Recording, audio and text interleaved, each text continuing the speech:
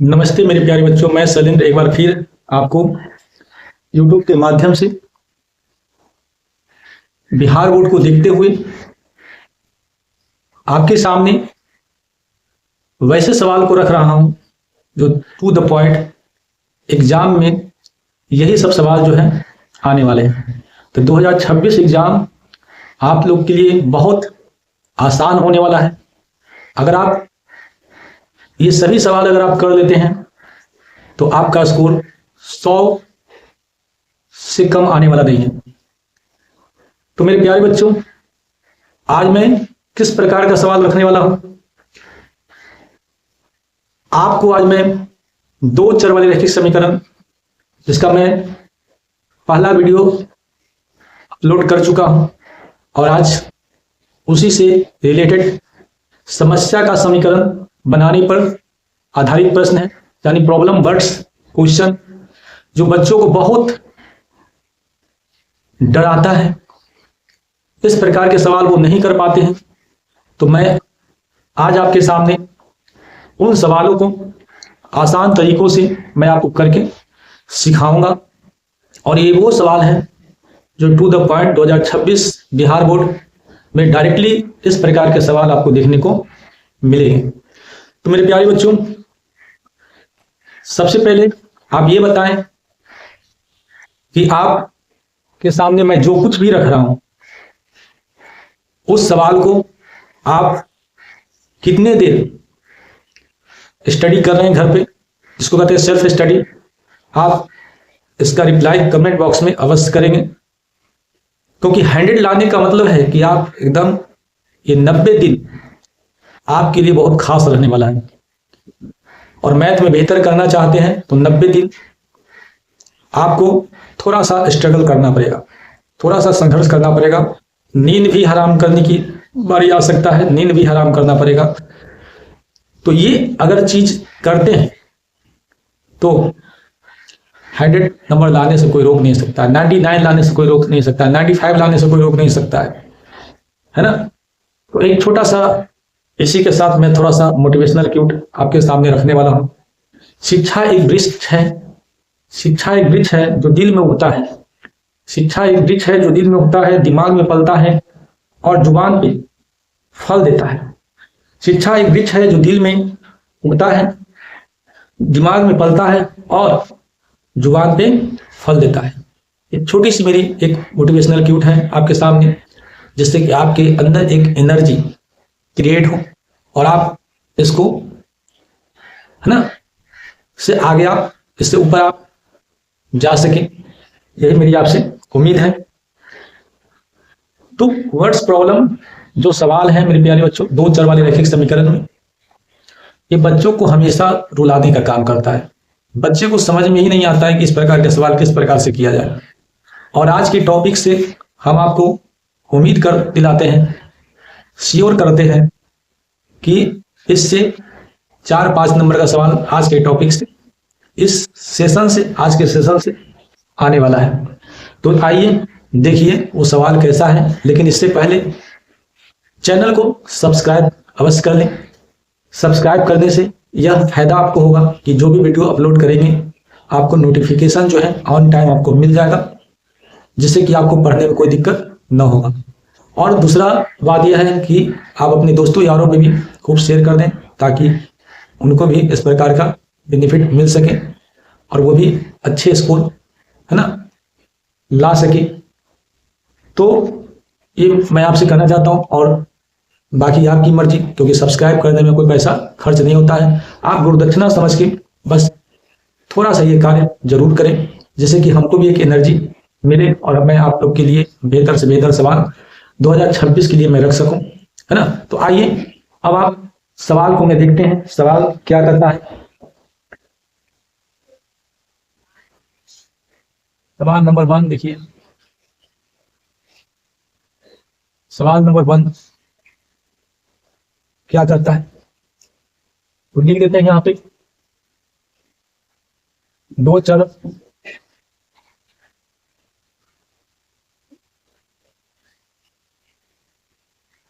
चर वाले रैखिक समीकरण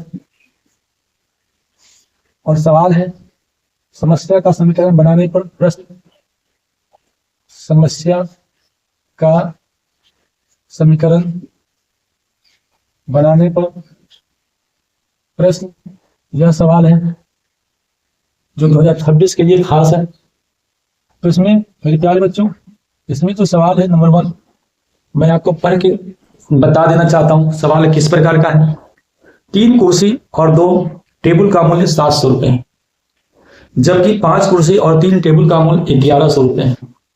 तो 2 कुर्सी और 1 टेबल का मूल्य निकालें। यह सवाल आपके सामने दे रखा है।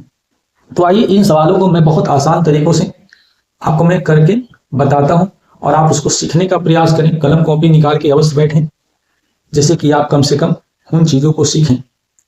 और ईमानदारी से अगर कार्य करते हैं तो आपको कोई बीट नहीं कर सकता है। और अगर कार्य करने में अगर थोड़ा सा भी बेईमानी करते हैं तो कहीं ना कहीं आप अपने पैर पर कुल्हाड़ी मारने का कार्य कर रहे हैं। तो आइए सवाल का सोल्यूशन ढूंढने का प्रयास करते हैं। ये सोल्यूशन क्या निकलता है। सबसे पहले कुर्सी और टेबल 2 वस्तु हैं, दोनों को मान लेते हैं। एक को मान लेते हैं x और दूसरे को मान लेते हैं y। तो कुर्सी का जो मूल्य है,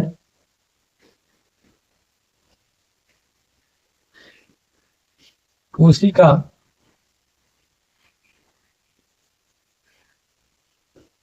मूल्य हमने 100 रुपया मान लिया एवं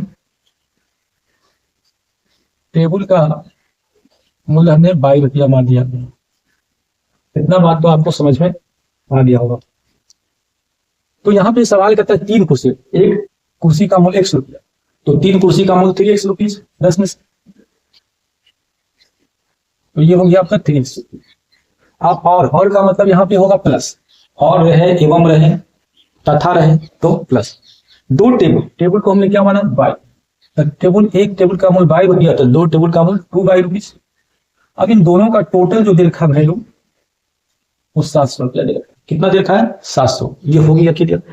जबकि 5 कुर्सी एवं देखो आगे एवं बात कर रहा है, क्या दे रखा है 5 कुर्सी यानी 5x हो जाएगा, और 3 टेबल यानी 3y होगा का जो मूल्य दे रखा है वो 1100 रुपया दे रखा है। तो हम लिख देंगे 1100 रुपया, हम लिख देंगे भाई 1100 रुपया। अब यहाँ 2 चर वाले रैखिक समीकरण, 2 को समीकरण तैयार हो गया, जिसमें एक चर x है, दूसरा चर y है, 2 वेरिएबल्स। अब एक वेरिएबल्स को अगर हम हटाना चाहते हैं तो कहीं ना कहीं इक्वल करना पड़ेगा। अब इक्वल करने के लिए मान लो कि हमको y को हटाना चाहते हैं। ये लोकीकरण विधि आप पढ़ लिए थे, याद करिए आप।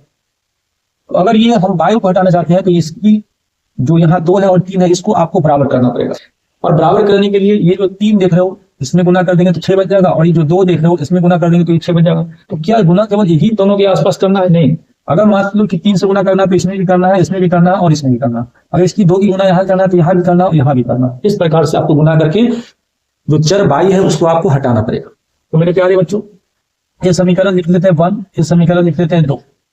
हड़बड़ाना नहीं है, इत्मीनान से आप सीखिए, है ना। तो लिखेंगे समीकरण 1 में ये 3 है, यहाँ 3 से गुना कर देंगे, और यहाँ 2 है तो यहाँ 2 से गुना कर देंगे। समीकरण 1 में 3 से एवं समीकरण 2 में 2 से गुना कर पुनः घटाने पर। क्या करेंगे? घटाने पर, क्योंकि दोनों समीकरण प्लस में, तो घटाएंगे तभी उस समीकरण में बदलाव होगा। तो चलिए भाई 3 से गुणा करेंगे तो 3 से इसमें भी करेंगे। ये देखिए 3 से हमने किया तो कितना बना दिया 9x प्लस, ये देखिए 3 से यहाँ गुणा करेंगे कितना बना देगा 6y बराबर 3 से देखिए इसमें भी गुणा करें तो कितना बना देगा 7 या 2100। यहाँ तक आपको समझ में आ गया होगा प्लस निकल। इसी प्रकार से ये देखिए कितना बना देगा 10x प्लस 3 गुना कितना हो गया 6y बराबर 11 गुना कितना हो गया 22, यानी ये हो गया 22। तो इस प्रकार से मैंने एक में दिखा दिया, इसमें भी वही क्रिया किए। अब क्या हम लिखे हैं घटाने पर। क्या लिखे भाई? घटाने पर। देखिए यहाँ पे दिख दिया है घटाने पर, यहाँ पे ध्यान देना।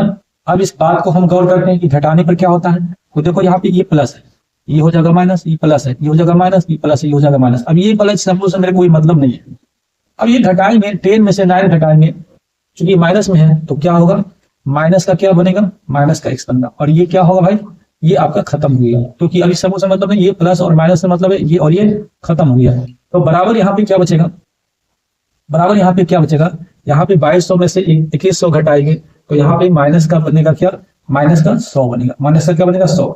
ये माइनस में माइनस कैंसिल हो गया तो x का मान क्या निकल के आया, x का मान 100 निकल के आया, x का मान 100 निकल के आया। अब x का मान जो है, x का मान जो है, x का मान जो है समीकरण जो 1 माने हैं इसमें रख देंगे, समीकरण 1 में रखने, तो समीकरण 1 जो है 3x प्लस 2y बराबर कितना हो जाएगा 700। अब ये देखो 3 गुना x का मान जो आया है हम यहाँ पे रख देंगे, 100 आया है 100 लिख देंगे, अब प्लस 2y बराबर 700, तो ये बन जाएगा कितना 300 प्लस 2y बराबर कितना हो जाएगा 700। अब ये 300 को इन्हें उठा के लाएंगे तो 2y बराबर 700, 300 इधर आएगा तो ये बन जाएगा कितना 2y बराबर 400, 700 में से 300 घटा देंगे कितना बन जाएगा 400। अब यहाँ से y का मान निकालेंगे तो 400 बटा 2, यानी आपका आ गया y बराबर कितना हो जाएगा, y बराबर 200, y बराबर क्या हो गया, y बराबर 200। क्या ये मांग रहा है, अब हमको मांग रहा है क्या, हमको मांग रहा है क्या, प्रश्न का आंसर क्या मांग, तो 2 कुर्सी और 1 टेबल, इसलिए 2 कुर्सी को माने हैं x तो 2x हो जाएगा, अब प्लस 1 टेबल, टेबल को माने हैं y, टेबल को माने हैं y, 1 टेबल, इसका प्राइस हमको माना है, इसका मूल्य क्या होगा, तो बस रखिए वैल्यू को 2 गुना x का मान कितना आया, x का मान आया 100, लिख देंगे यहाँ पे 100, अब प्लस 1 टेबल का कितना निकल के आया है 200 निकल के आया है, यहाँ लिख देंगे 200, तो ये बना देगा कितना 200, अब प्लस 200 ये है तो अब बना देगा कितना, अब बना देगा 400, तो ये आपका जो आंसर है वो आपका 400 रुपया हो गया। आई होप कि आपको ये बात समझ में आ गया होगा। तो इस प्रकार के सवाल जो है बच्चे के सामने जब आते हैं तो बच्चा इस प्रकार के सवाल जो है देखता है, बस वो अपने आप को ऊपर हाथ कर लेता है, ऐसा नहीं करना है। मैं आपके सामने खड़ा हूं, हर वो चीज आपके सामने रखने वाले हैं जो टू द पॉइंट 2026 के एग्जाम में इस प्रकार के सवाल बनेंगे। हम, मेरा काम है सोल्व करना सिखाना, किस प्रकार से सोल्व किया जाता है वो मेरा काम है, और मेरा काम ये भी है कि कौन सा सवाल एग्जाम में आ रहा है उन क्वेश्चन को मैं आपके सामने रख रहा हूं। तो बस इस प्रकार से नोट डाउन कर लीजिए और खूब मेहनत करें, लगे इस पे। आगे का सवाल मैं बता रहा हूं, है ना, चलिए इसको मैं अब मिटा रहा हूं।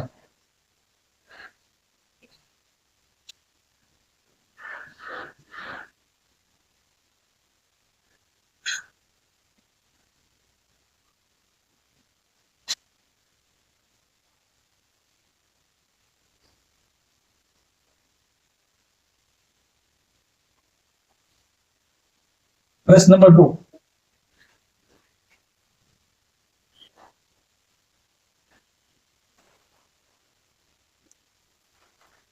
दो नंबर क्वेश्चन कर रहा है कि दो संख्याओं का अंतर 26 है एवं एक संख्या दूसरी की 3 गुनी है, तो संख्याओं को ज्ञात करें।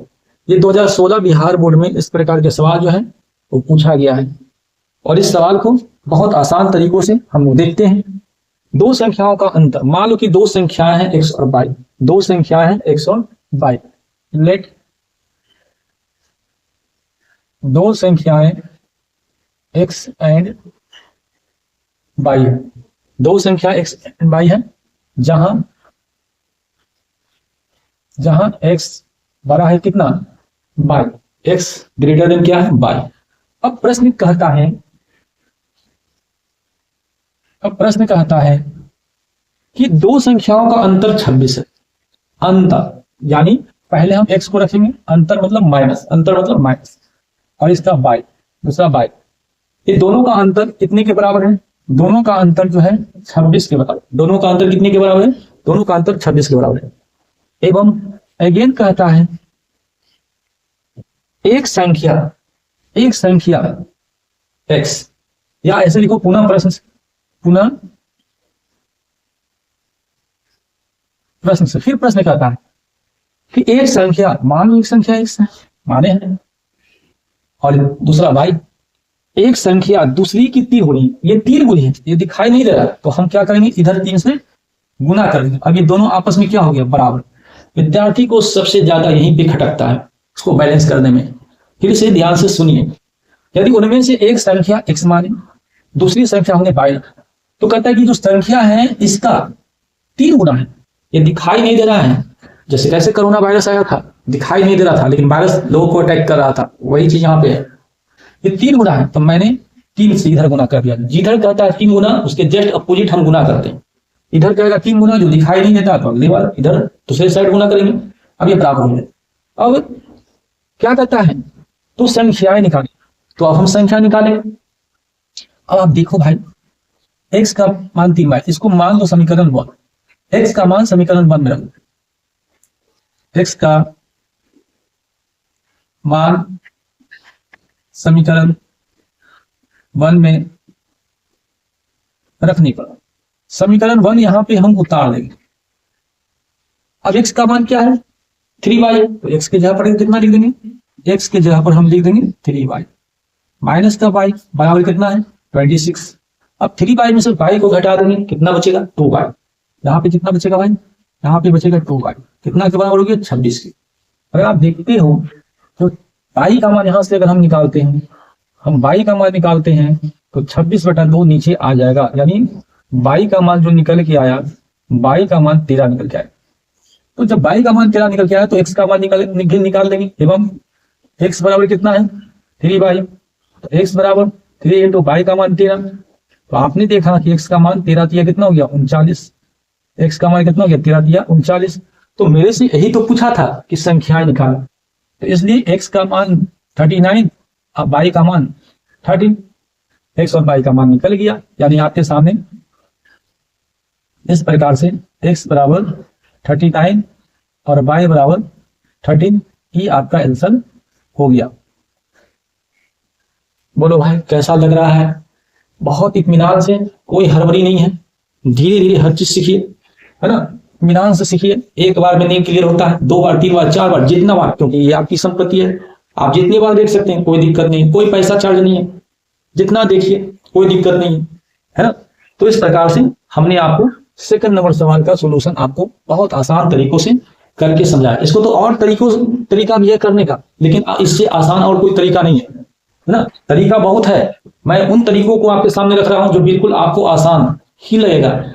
तो चलिए सवाल नंबर अगला देखते हैं।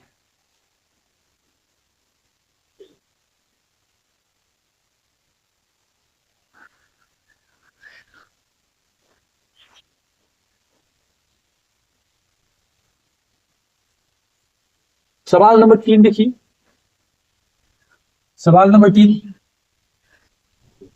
प्रश्न पहले समझिए। 2 संख्याओं का योगफल 50 है और यदि उनमें से एक संख्या दूसरी संख्या की 7/3 गुनी हो तो संख्याएं निकालें। बहुत बेहतरीन सवाल है और इस प्रकार के सवाल बोर्ड में भी पूछा गया है। तो चलिए देखते हैं। 2 संख्याओं का योगफल 50 है, ठीक है, यहां भी संख्या को मान लेंगे। लेट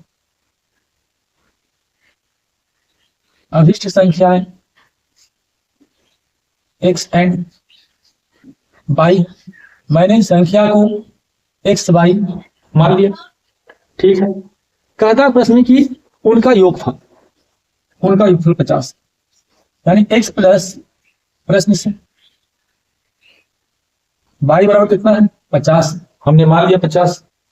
फिर कहता है यदि उनमें से एक संख्या दूसरी की संख्या की 7/3 हुई है। देखो 2 संख्या है, पुनः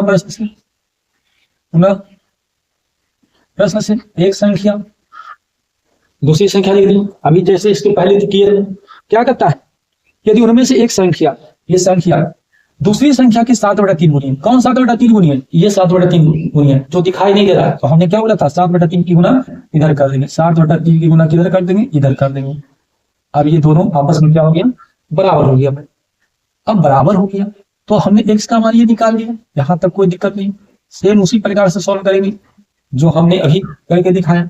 इसको मान लो समीकरण 1, इसको मान लो समीकरण 1, तो समीकरण 1 में x का मान रखो, समीकरण 1 में x का मान रखने पर, तो 1 क्या करता है, x प्लस वाई बराबर कितना है 50।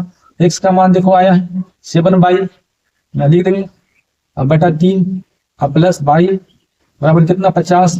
अब यहाँ पे देखो, यहाँ पे नीचे 1 छिपा हुआ है तो एलसीएम 3 होगा, तो यहाँ पे 7 हो जाएगा।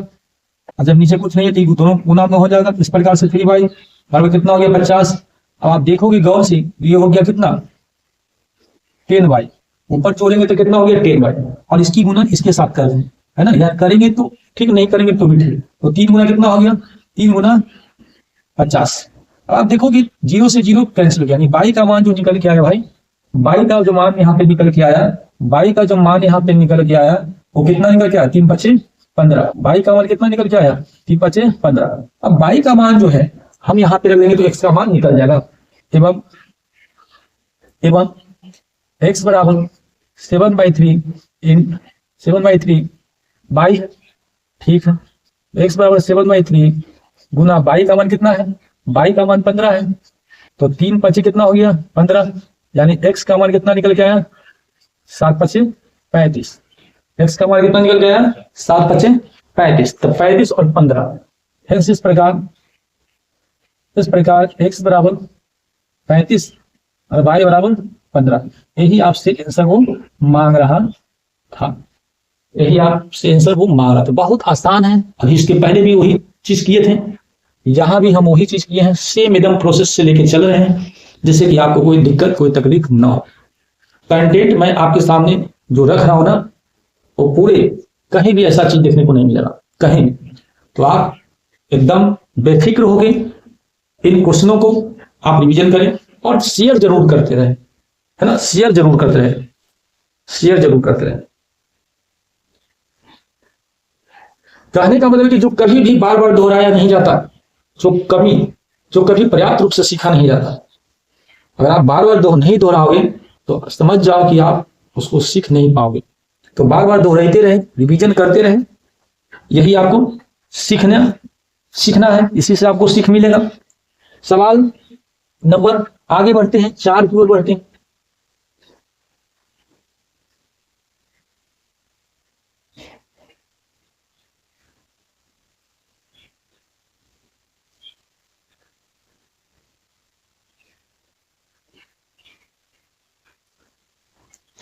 चार नंबर क्वेश्चन दम सेम इसी प्रकार का क्वेश्चन है, बिहार बोर्ड में इस प्रकार का क्वेश्चन पूछा गया है। आप चाहोगे तो गूगल पर सर्च करके देख लेना या क्वेश्चन बैंक में मिला देना।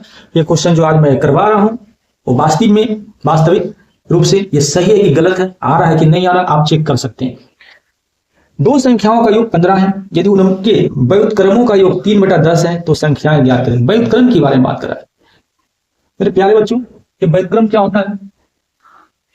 व्युत्क्रम, मान लो कि कोई संख्या 2 है और इसका मुझे व्युत्क्रम बताना, तो इसका हो जाएगा 1/2। ये कैसे हो रहा है? क्योंकि इसके नीचे क्या छिपल है 1।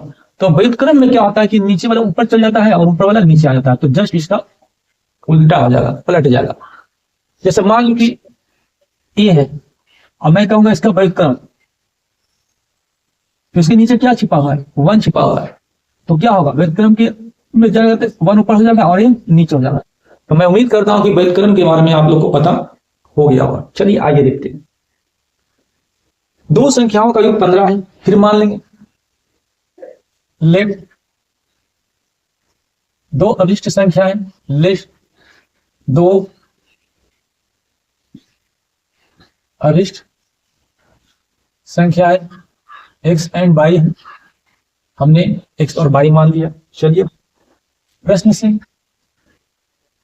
प्रश्न से इन दोनों का योग बता रहा है, कितना बता रहा है 15। इन दोनों का योग कितना बता रहा है 15 बता रहा है। फिर कहता है यदि उनके व्युत्क्रमों का योग, उनके व्युत्क्रमों का योग यानी इनका व्युत्क्रम, इन दोनों का व्युत्क्रम, पुनः प्रश्न से इसका व्युत्क्रम क्या होगा 1/x होगा। y का व्युत्क्रम क्या होगा 1/y, क्योंकि अभी व्युत्क्रम सिखा दिए। व्युत्क्रमों का योग 3/10, कितना दे रखा है इसमें 3/10 दे रखा है। यहां तक बात आपको समझ में आ गया होगा। अब अगर इसको सॉल्व करते हैं भिन्न का जोड़, तो 55 में इस प्रकार से पढ़े होंगे 1/2 प्लस 1/3, ऐसा तो पढ़े होंगे। ऐसा कुछ थोड़े है कि नहीं आप लोग पढ़े होंगे, पढ़ के 10वीं क्लास में आ रहे हो और बोर्ड एग्जाम देने वाले हो।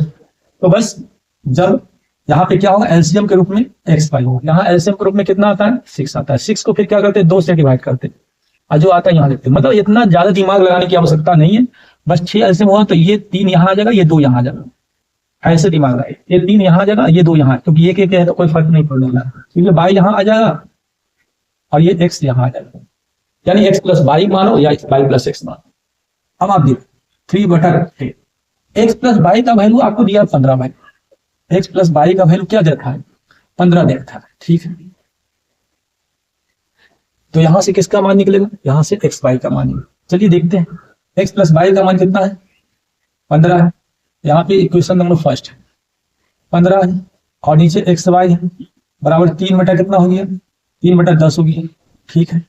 अब ये काटोगे 3 5 15, यानी यहाँ पे 1 है, एक्स वाई को 1 से गुना करेंगे तो एक्स वाई ही रहेगा और 10 5 कितना हो जाएगा, 10 5 50 होगा कि नहीं, यानी यहाँ पे कुछ इस प्रकार से आया।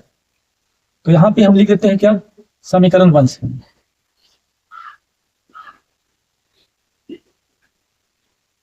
इस पोजीशन में समीकरण 1 से हमने वैल्यू को रख दिया। अब देखिए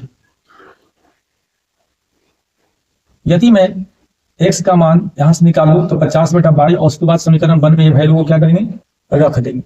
तो वहां से x का मान निकल जाएगा, फिर उसी प्रकार से इसमें रख देंगे x का मान, तो यहाँ से फिर y का मान मेरे को यहाँ पे निकल जाएगा। यहाँ तक बात आपको समझ में आ गया होगा। चलिए देखते हैं आगे, इधर मिटा देते हैं, इधर आप समझ गए होंगे बात। देखिए यहां से अगर हम y का मान निकाल देते हैं, यहां से अगर हम y का मान निकाल देते हैं तो 50 बटा क्या होगा 100, 50 बटा क्या होगा 100। अब ये y का मान समीकरण 1 में रख देते हैं। समीकरण 1 में y का मान रखने पर तो x प्लस y बराबर 15।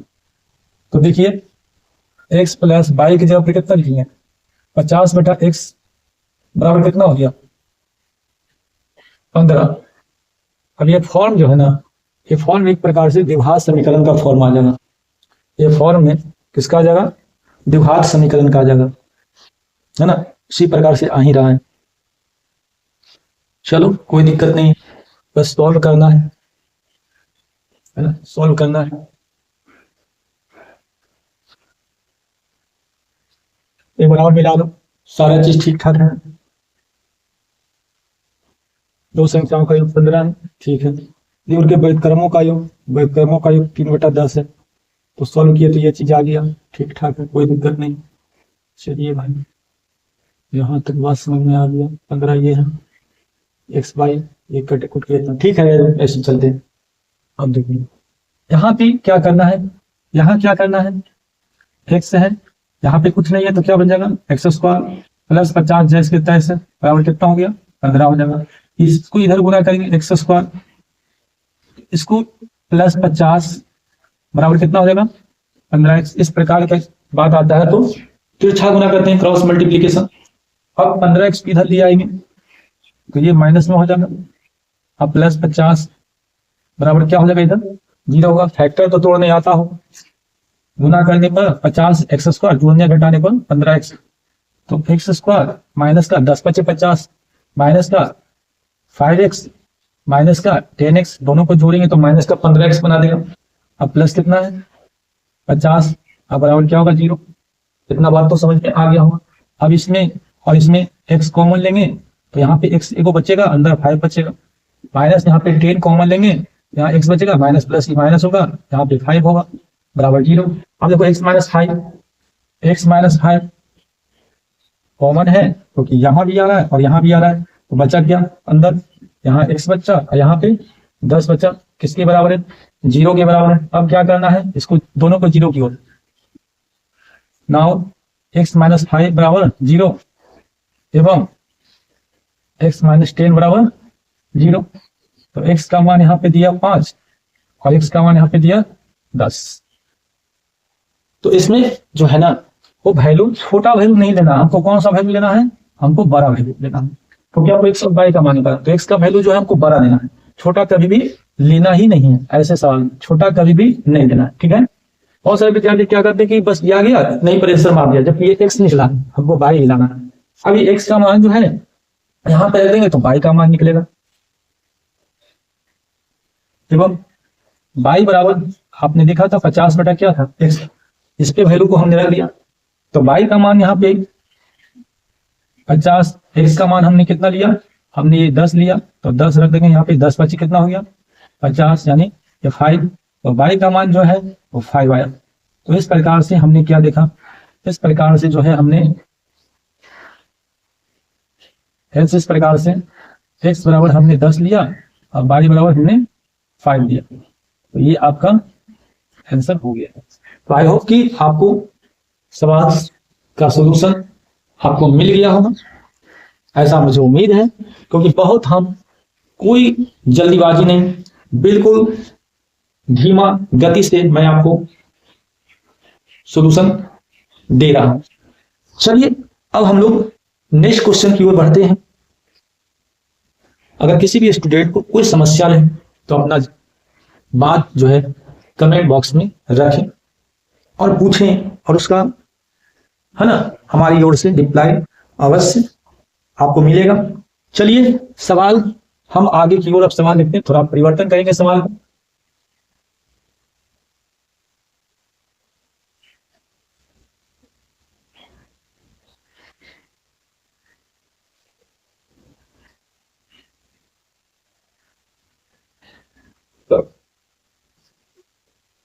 अब हम लोग सवाल नंबर 5 करेंगे।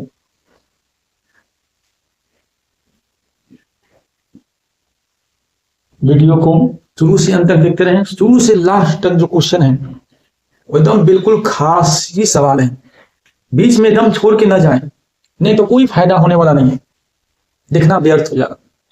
शुरू से अंत तक बने रहें, पूरा पूरी देखें, और इसकी पहले भी जितना वीडियो दिए उन सभी वीडियो को आप एकदम देखें और दूसरों से कंपेरिजन करें कि ये क्वेश्चन हमारे क्वेश्चन और जो और क्वेश्चन है उसमें क्या अंतर है, कंपेरिजन करें, है ना।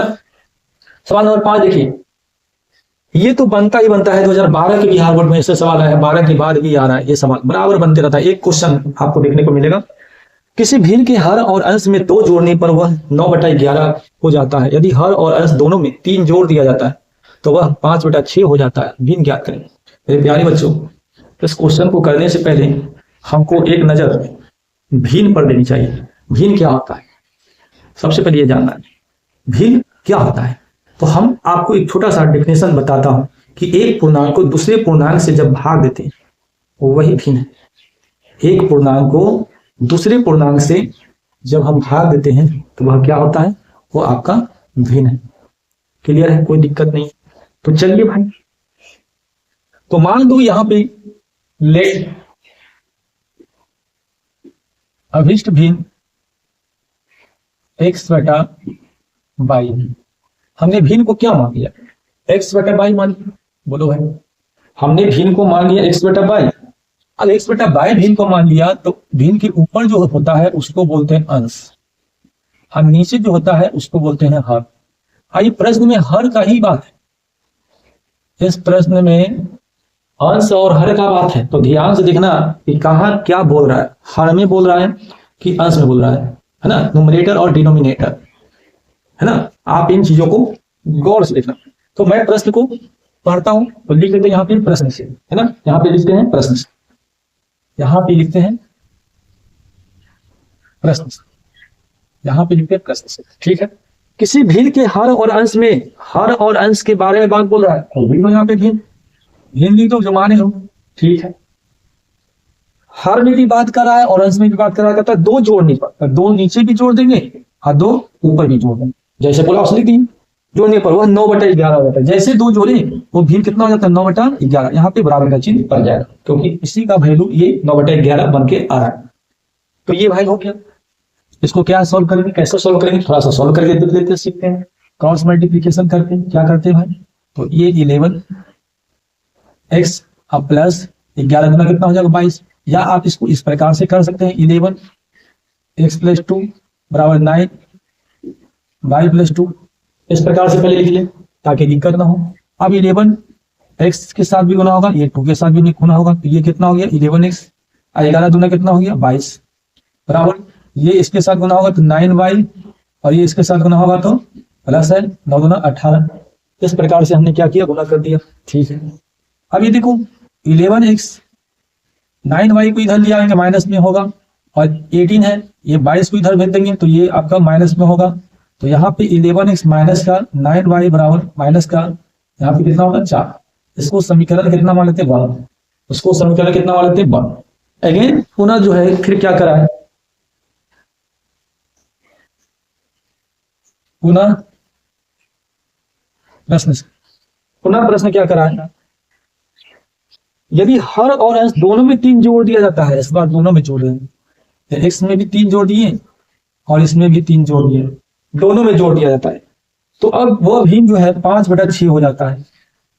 5 बटा कितना बना रहा है 6 बना रहा है। चलो भाई देखते हैं, फिर वही क्रिया करेंगे जैसे अभी हम सोल्व किए थे। तो चलिए करते हैं।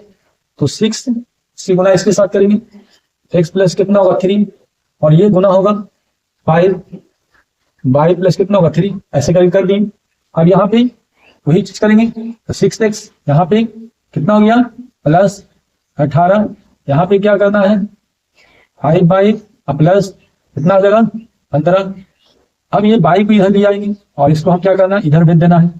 तो यहाँ पे 6x माइनस 5y इधर माइनस में होगा और ये 15 पहले से ये उठ के जा रहा है इधर, तो ये माइनस होगा।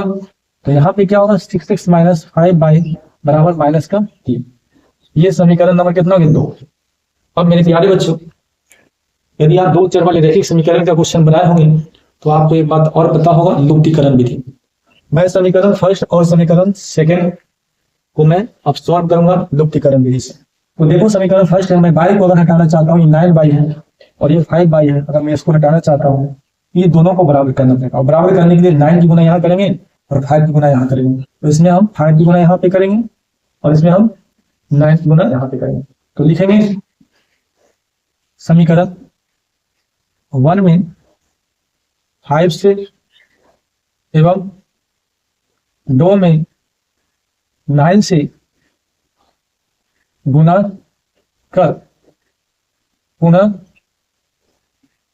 घटाने पर लिखना पड़ेगा क्योंकि दोनों माइनस में चिन्ह है, कटेगा नहीं।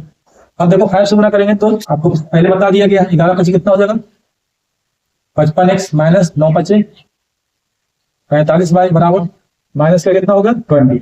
इसी प्रकार से 9 छका कितना हो गया 54x माइनस 9 5 45y बराबर 9 तिया 27। अब हमने कुछ बात लिखा घटाने पर, तो ये प्लस है तो ये माइनस होगा, ये माइनस है तो ये प्लस होगा, प्लस माइनस है तो प्लस होगा। अब ये माइनस अब प्लस कट गया।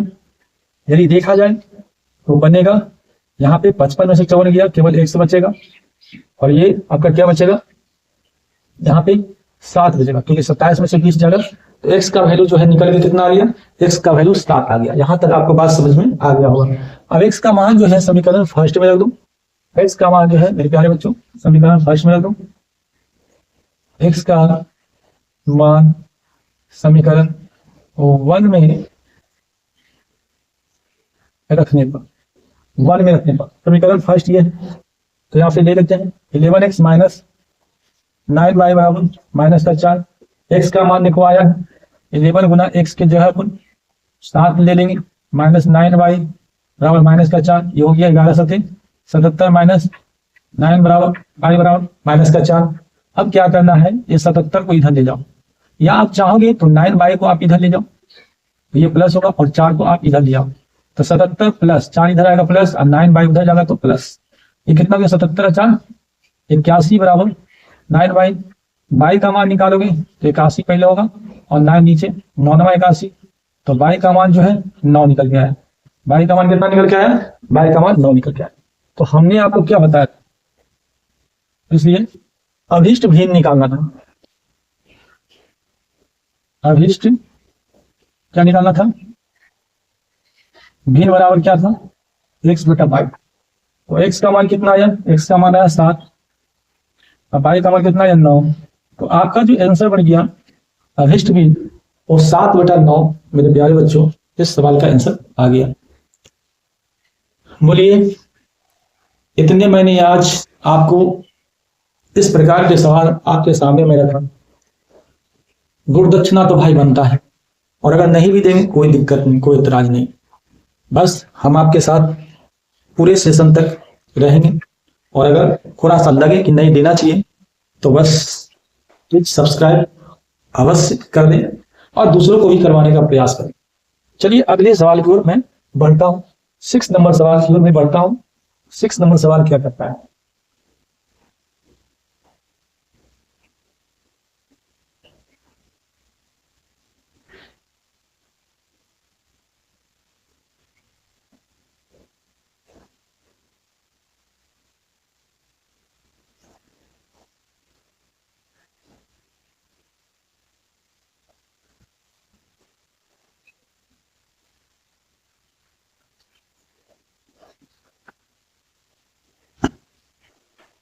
किसी भिन्न के अंश में, एक क्वेश्चन और ऐसा है 6 नंबर सवाल में, किसी भिन्न के अंश में 1 घटाने पर वह 1/3 हो जाता है और हर में 8 जोड़ने पर वह 1/4 हो जाता है, तो भिन्न क्या?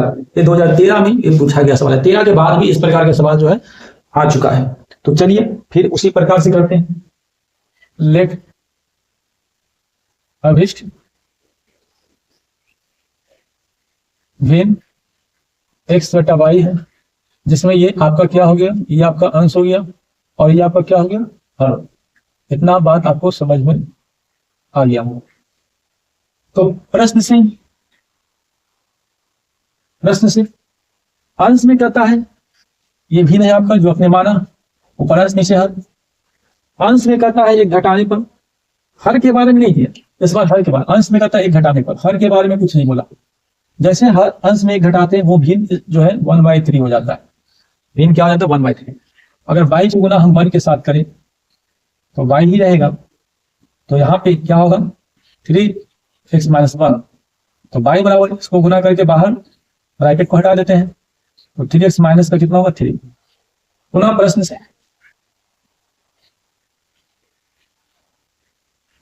से दोबारा फिर प्रश्न करता है, और हर में 8 जोड़ने पर, यानी अंश के बारे में कुछ नहीं किया। ये भिन्न है, ये भिन्न है।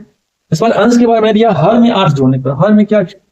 हर में 8 जोड़ दिया, तो भिन्न कितना हो जाता है? 1/4 हो जाता है। भिन्न कितना होता है? 1/4 हो जाता है। अब सॉल्व करो, तो यहाँ पे देखो क्या होगा? y + 8 को 1 से गुना करेंगे तो y + 8 ही होगा, और 4 को x से गुना कर देंगे तो क्या होगा? 4x। अब y का मान देखो यहाँ पे लिखा हुआ है, तो यहाँ पे समीकरण मान लो 1 लिखेंगे। समीकरण 1 में y बराबर y का मान रखने पर, y का मान रखते पर, तो बंद समीकरण यह है, y + 8 बराबर कितना है? 4x। अब y का मान आया कितना? ये आपका y का मान, तो रख दो भाई यहाँ पे 3x, अब माइनस का कितना है? 3, अब +8 बराबर कितना है? 4x। तो आप देखोगे तो 3x, ये जब माइनस प्लस माइनस चिन्ह प्लस में आएगा, 8 में से 3 जाएगा, 5 बराबर कितना हो गया? 4x। अब ये 3x को इधर ले आएंगे तो 3x माइनस में हो जाएगा, तो x का मान 4x में से 3x गया, x का मान कितना आया? 5 आया। x का मान कितना आया? 5 आया। अब x का मान जो है अगर मैं यहाँ रख दें या यहाँ रख दें, एवं y + 8 बराबर कितना है? 4x। तो आप देखोगे y बराबर 8, y + 8 और 4 गुना x का मान कितना? 5। तो यहां से अगर देखा जाए तो y बराबर 5 को कितना हो गया? 20, और इसको हम इधर भेज देंगे तो माइनस का कितना होगा? 8। बोलो होगा कि नहीं? तो y का मान यहां से निकल गया कितना? यहां से अगर देखा जाए तो y का मान यहां जो निकल गया, y बराबर 20 में से 8 जाएगा, कितना बचेगा? 12। तो y का मान हो गया 12। इसलिए अभिष्ट भिन्न जो हमको मांग रहा है सर, अभिष्ट भिन्न x/y आपने लिखा था। x का मान कितना है? तो x का मान आया 5 हो गया। अब y का मान कितना है? 12। तो आपका जो आंसर बन गया 5/12। आंसर क्या बन गया भाई? 5/12। हाँ, चलिए एक लास्ट क्वेश्चन मैं आपको होमवर्क में दे देता हूं। क्वेश्चन नंबर जो 7 है, प्रश्न नंबर 7 है, मैं आपको होमवर्क में देता हूं, या पहले इसको हम हटा लेते हैं।